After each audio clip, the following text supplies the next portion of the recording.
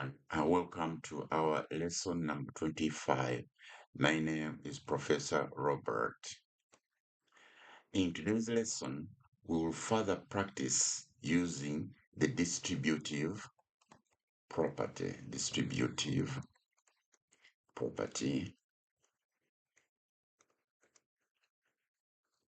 And combining polynomials.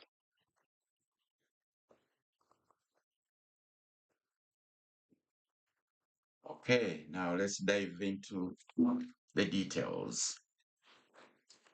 Let's look at one example, which says 7x is supposed to be multiplied by 2xy plus 13x squared. And this is supposed to be we're supposed to subtract 5 into xy squared minus 13x cubed. Now,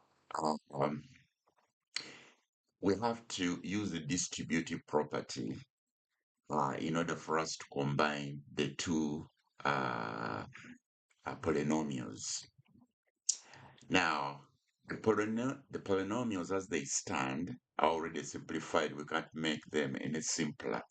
However, we have them multiplied by other, factors. So we have to multiply out those factors using the distributive property. That is 7x will be multiplied by 2y squared, which will give us 14xy squared. And then 7x is also multiplied by 13x squared, which will be plus 91x cubed. And then all this we'll have to subtract the second polynomial that will have been, worked out using the distributive property.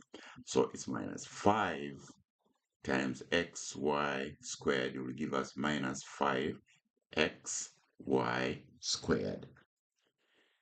And then minus 5 is multiplied by minus 13x, which will give us plus 65x to the power 4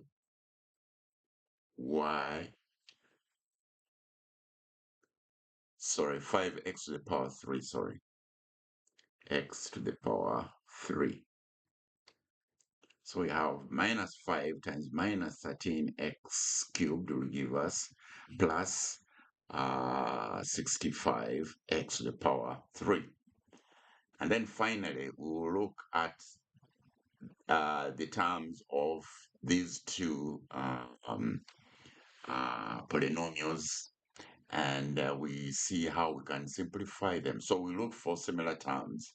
Here we have 14xy squared minus 5xy squared. So this one will leave us with 9xy squared. And here we have 91x cubed minus 65x cubed. So this one will give us positive 626x to the power 3. And this will be finally our answer.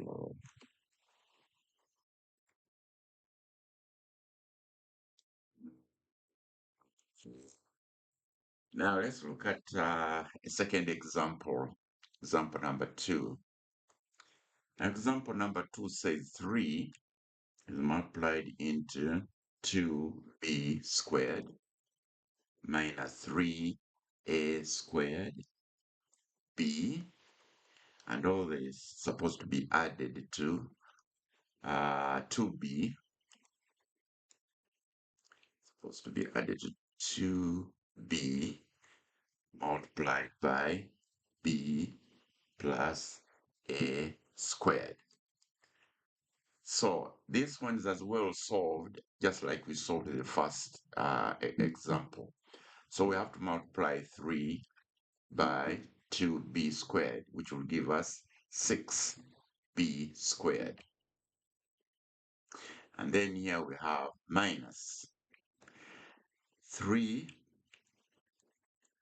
times 3a squared b, which will give us minus 9a squared b. And then we have to add all this stuff to this one broken down and using the distributive property. 2b is multiplied by b, and it will give us 2b squared. And then 2b is multiplied by a squared, and this will give us 2a squared b. Then, just like we pointed out earlier on, we need now to add these two polynomials, and we do that by looking for similar terms. So we look for 6b2 here, and then we have here 2b squared. So 6b squared plus 2b squared will give us 8b squared. And then we have minus 9a squared b plus 2a squared b. This one will give us minus 7a squared b. And that becomes our answer finally. So now, if this lesson helped you, don't forget to like, share with anyone you think needs it, subscribe, and